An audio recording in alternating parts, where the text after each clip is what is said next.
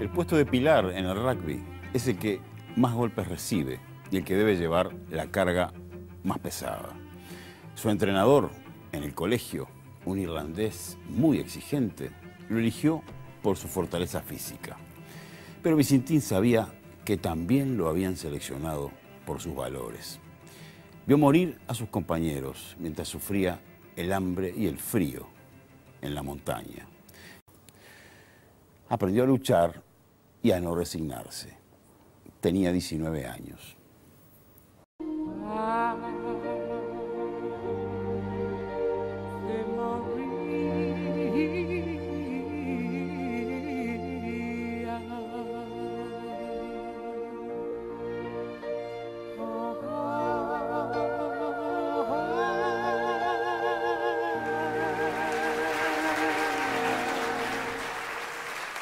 Esto que acaban de ver pasó justamente hace 45 años. Mañana se cumple ese aniversario. Tenía 19 años. Íbamos a Chile con todos mis compañeros del Old Christian Club, exalumnos del Colegio Stella Maris.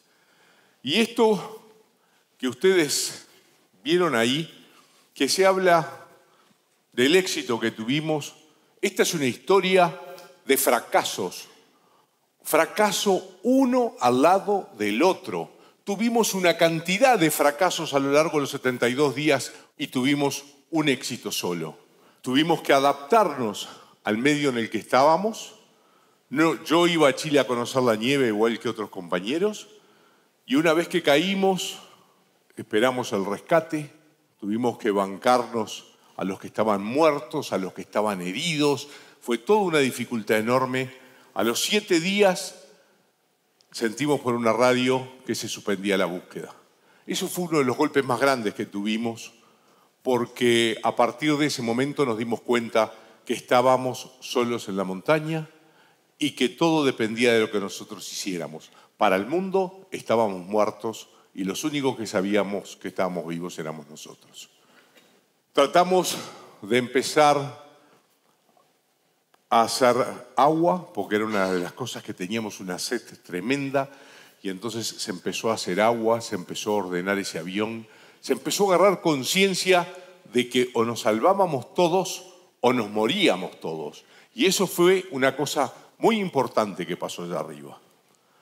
A los 10 días más o menos, nos tuvimos que alimentar con los cuerpos de nuestros compañeros, con ese dolor brutal que nos causó, con ese vencer un tabú que había, pero era una opción de vida o de muerte.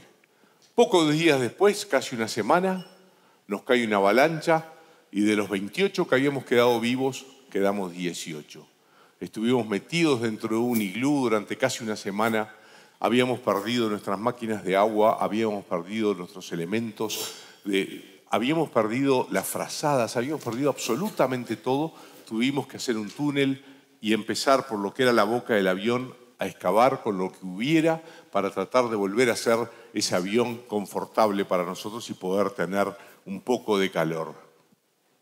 Y en esas circunstancias, ¿qué sentíamos? Sentíamos un dolor tremendo. No podíamos creer lo que nos estaba pasando. Nuestra formación católica de haber ido a un colegio católico durante 12 años trataba de buscar una explicación de por qué nos pasaban esas cosas. Teníamos 19 años, teníamos toda nuestra vida por delante, nos caímos en la montaña, no nos buscan más, nos alimentamos con nuestros compañeros, nos cae una luz. ¿Por qué nos pasa eso? Nos habíamos enojado con Dios en ese momento y muy enojados porque no entendíamos qué era lo que estaba pasando. En cierto momento me acuerdo de haberle pedido a Dios la posibilidad de volver a mi casa, de darle un beso a mi padre, a mi madre y volver a la montaña y morirme ahí.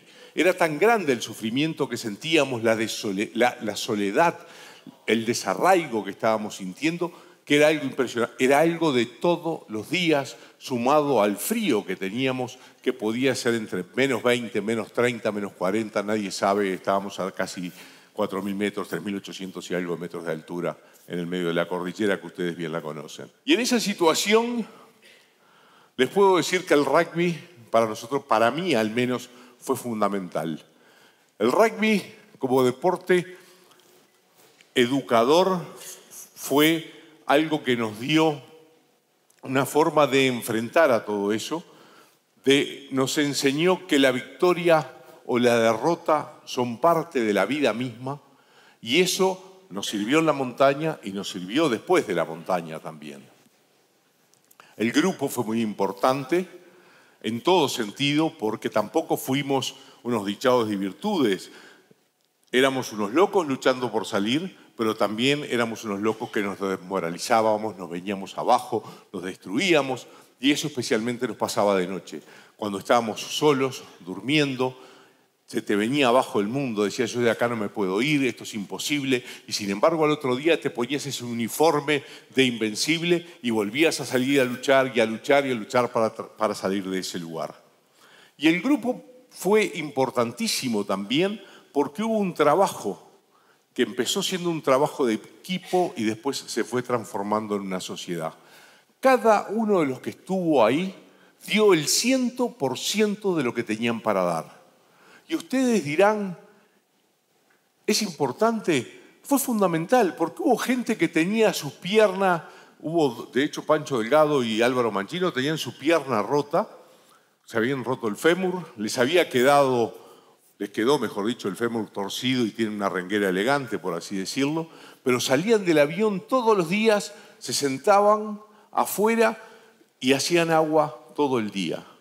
Otros se dedicaban a limpiar el avión, otros se dedicaban a la parte de alimentación, y se fue conjugando todo un equipo de gente que fue importante porque no había necesidad de supervisarlos. Se creó un equipo de expedicionarios, el cual yo integré junto con Nando Parrado y Roberto Canessa. El equipo de expedicionarios eran las piernas de los que quedaban en el avión, y la gente que estaba en el avión habían asumido que tenían que sacrificarse ellos para que nosotros estuviéramos en mejores condiciones. Nos encontraron mejores lugares para dormir, teníamos doble ración de alimentación, no estábamos obligados a hacer trabajos, podíamos elegir la ropa que usábamos o los zapatos, y de hecho pasó, porque le pedías a alguien, necesito tu campera o necesito tus zapatos, y te los daban y no te preguntaban de dónde iban a sacar otro o cómo iban a hacer. Ese grupo de los que se quedó en el avión eran conscientes que era importante que nosotros estuviéramos en las mejores condiciones. El hombre soporta muchas cosas en la medida que tiene una esperanza. Y nosotros siempre tuvimos esa esperanza de salir de ese lugar. Fue nuestro objetivo, el objetivo común que tuvo este grupo, que era salir de la montaña, y todos hicieron todo lo posible para que eso fuera realidad. El hacer las expediciones nos costó mucho, el salir a buscar ayuda, porque, como hoy les decía, cuando estábamos conversando con unos amigos, salimos río abajo sin saber qué nos esperaba, qué era lo que podíamos encontrar. De hecho, en uno de esos días encontramos lo que era el tarro de basura del avión, encontramos 3 caramelos de dulce de leche chupados y mordidos en la marquita de los dientes, un puñado de café y un puñado de yerba mate. Los caramelos, y nos lo pasábamos y lo disfrutábamos. Gozábamos ese sabor dulce, ese dulce de leche, y el café lo mismo, lo mezclábamos con nieve y nos lo metíamos en la boca, y lo mismo pasaba con la yerba mate. Habían pasado ya casi un mes y algo, y nosotros empezábamos a sentir de vuelta lo que eran los sabores, lo que eran los olores. Lo habíamos perdido totalmente. Y hubo que ir armando distintos equipos, como les decía. Hubo un equipo que se dedicó al sobredormir. El sobredormir pasa en esta historia como algo totalmente intrascendente, y sin embargo para mí fue un elemento bisagra, porque nos permitió, a partir del momento que lo hicimos, el poder dormir a la intemperie, cosa que al principio fue imposible, prácticamente casi morimos congelados. Y ahí es donde vamos dominando, donde vamos haciendo experiencia. Esto fue todo ensayo y error, probando cosas. Por eso les decía que fueron muchos fracasos, porque intentamos 6, 8, 10 expediciones para distintos lados, distintas cosas. Fuimos haciendo pruebas, se nos mojaban los pies, intentamos hacer como unas botas de potro. Todas cosas que nos le poníamos toda la esperanza posible y nos veníamos abajo. Pero sin embargo, de cada una de esas expediciones fuimos aprendiendo y fuimos mejorando la expedición siguiente y mejorando la expedición siguiente. Y por eso cuando hablan de la expedición final, sí, fue la final porque tuvimos éxito, un éxito y una cantidad de fracasos. A la muerte de nuestro capitán, que murió en el alud, nos quedamos sin el gran líder, sin la parte más importante en la toma de decisiones. Y ahí se empieza a repartir un poco entre los primos Strauch, que fueron las grandes cabezas de todo esto, los expedicionarios por un lado y el resto que acompañaba a uno a otro de acuerdo con su conveniencia. Y así se reparten los primeros liderazgos, pero a su vez van apareciendo líderes en distintas ocasiones que fueron necesarios. Y eso es una cosa importante, porque muchas veces se siente hablar de si los líderes nacen o se hacen. Acá se fueron haciendo las medidas de las necesidades. Apareció un líder en el sobredormir, apareció un líder entre la gente que se encargaba de limpiar el avión, apareció un líder en la comida, y en la medida que no eran más necesarios, esos líderes volvían al llano y eran uno más. Pero eso fue fundamental porque además el grupo tenía la suficiente humildad para poder aceptar lo que el otro te estaba diciendo. Éramos todos universitarios o preuniversitarios, así que cada uno tenía su manejo o su idea de lo que podía pasar. Sin embargo, se acató en principio lo que decía el capitán y se acató después, se acató tal cual. Nosotros tomamos a lo largo de estos 72 días una cantidad de decisiones. Y esa es otra de las cosas importantes. Nos equivocamos una cantidad de veces. Pero lo más importante de todo eso no es el equivocarnos, sino el tener la capacidad de levantarnos, decir me equivoqué en esto, vamos para el otro lado. Y esa es otra de las cosas. Cuando nosotros tomamos decisiones, somos dueños de nuestro destino. Y allá nos pasó exactamente lo mismo. Éramos dueños de nuestro destino en la medida que tomábamos una decisión. Y no la teoría a veces del corcho, que hago lo que otros hacen, veo lo que otros están haciendo y lo que a mí me va a convenir.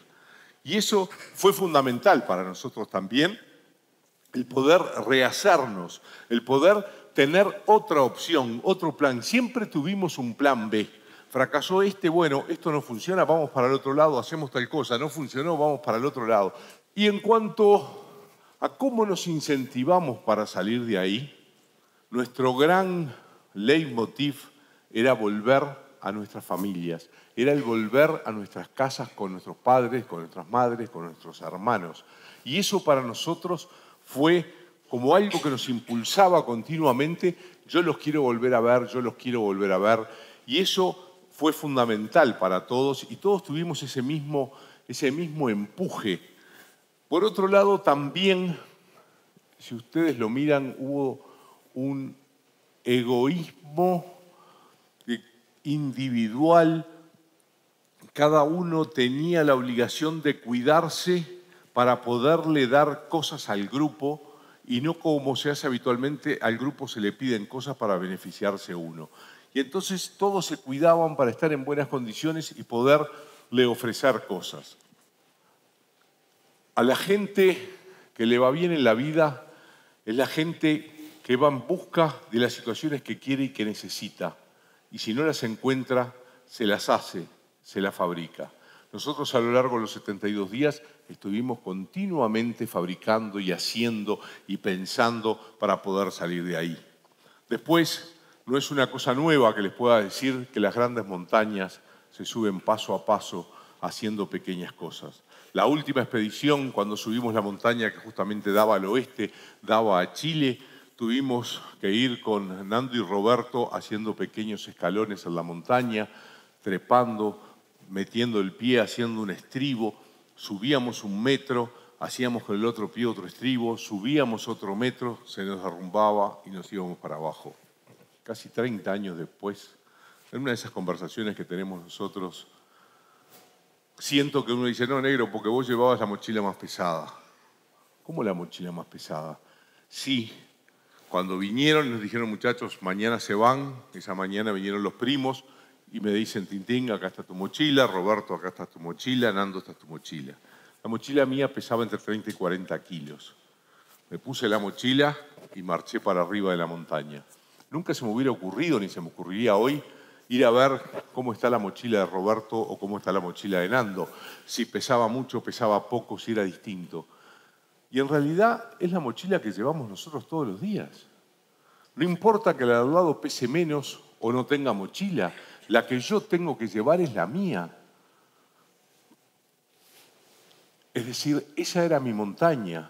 Si esto es tal cual, es la cordillera, es esa lucha que tenemos todos los días. Todos estaban dispuestos a sacrificarse y fue muy necesario. Y por otro lado, la disciplina que también, si bien hubo alguna discusión, pero no fueron mayores, salvo esas cosas no hubo grandes diferencias en la montaña. Por otro lado, una de las cosas que para mí fue fundamental, porque hablan de milagro, hablan que fuimos tocados por una varita mágica. En realidad, en resumen, le puedo decir que los expedicionarios consideran que fue un triunfo del espíritu humano y los que se quedaron en el avión piensan que fue un milagro. Yo soy de la teoría de que el ser humano tiene una fuerza interior increíble, que es capaz de soportar una cantidad de cosas. De hecho, allá arriba, las temperaturas que fuimos capaces de soportar, que eran menos, como les decía hoy, 30, 40 grados, el umbral de frío no sabemos a qué nivel llegó, el umbral de dolor no sabemos a dónde. No había gente que se quejara, salvo los que estaban muy mal en su momento, pero eras capaz de aguantar una cantidad de cosas. Y cuando salimos y estuvimos en el sanatorio, nos decían, ¿qué es ese corte que tenés? ¿Qué es lo otro? ¿Dónde está? Nosotros en ese momento no lo sentíamos, no era importante, estábamos jugando con nuestra vida. Y eso hace que uno soporte cosas. Y ustedes dirán, ¿qué diferencia hay? Porque capaz que yo soy capaz de soportar muchas más cosas que cualquiera de ustedes. Y esa es otra de las cosas que trato de transmitir. Los sobrevivientes no son distintos a ninguno de ustedes. Somos iguales. ¿Cuál es la diferencia? Que nosotros pasamos por una prueba que fue la montaña y sabemos dónde está nuestro límite. Pero el límite de ustedes no los conocen. No conocen la capacidad tremenda que tienen de hacer una cantidad de cosas y de agarrar desafíos. A veces nos quedamos y nos quedamos con la idea. Una de las peores cosas es tener una idea y no llevarla a cabo por miedo al fracaso. Es decir, uno tiene que aventurarse, tiene que ir más fuerte, tiene que ir con más fuerza, tiene que ir más lejos. Esa fuerza que tiene el ser humano es brutal. En el club tenemos un cuadrito que dice, muchas veces creemos en el destino y rezamos, esperamos que las cosas pasen y nos olvidamos de lo más importante, creer en nosotros mismos. Nos conformamos en lugar de arriesgarnos sin pensar que cada día que pasa nunca más volverá. Nada está hecho, nada es imposible, ni siquiera lo imposible. Todo depende de esa fuerza de voluntad que tenemos adentro de decir sí puedo a cada desafío. Muchas veces te dicen que la capacidad que tenés, no sé si es el 10%, el 20% o el 30% que usás, pero todo el resto que tenemos es increíble. Y nosotros pasamos por eso. Sé a dónde puedo llegar, sé cuál es mi límite y por eso soy capaz de encarar una cantidad de cosas y yo los invito a que ustedes también las encaren, porque nos pasa, y acá veo mucha gente joven, seguramente universitarios o no, pero les debe haber pasado en el liceo, en secundaria, no sé cómo le dicen, que de repente te mandan a leer un libro y decís, uy, qué disparate, ¿cómo voy a leer eso? Cuando lo lees decís, no está tan mal, puedo leer algún otro más. Y en facultad te pones a leer otra cantidad de libros y vas avanzando y te das cuenta que sos capaz, que sos capaz, que sos capaz. Nadie puede decir que voy a hacer grandes cosas si no soy capaz de testearme en las chicas. Y es tal cual, uno a veces, nuestros padres especialmente nos ponen o nos mandan pequeñas cosas, pequeñas pruebas que uno dice, ¿por qué tengo que hacer esto? ¿Por qué tengo que hacer lo otro? O esto me cuesta mucho. Sin embargo, ese tipo de cosas te va templando para más adelante, porque la vida no es fácil. Nadie dijo que fuera fácil, no sé si a alguien le contaron eso, pero a nosotros nunca nos fue fácil, ni allá arriba ni acá. Porque acá tampoco fuimos tocados por una varita mágica y somos distintos. Tenemos que trabajar igual que ustedes, tenemos que nuestras familias, tenemos una cantidad de cosas y tratás siempre de darles algo más y estar un paso adelante y no quedarte. Y ese impulso también, me acuerdo que había un cura que nos decía, el partido termina con el pitazo final. Y el cura irlandés, nosotros hablábamos entre nosotros y decíamos, pues este cura, qué estupidez nos está diciendo. Y en realidad nos estaba dando una lección de vida, que lo que tenemos que hacer es seguir, seguir, seguir, hasta sentir ese pitazo final. Muchas gracias.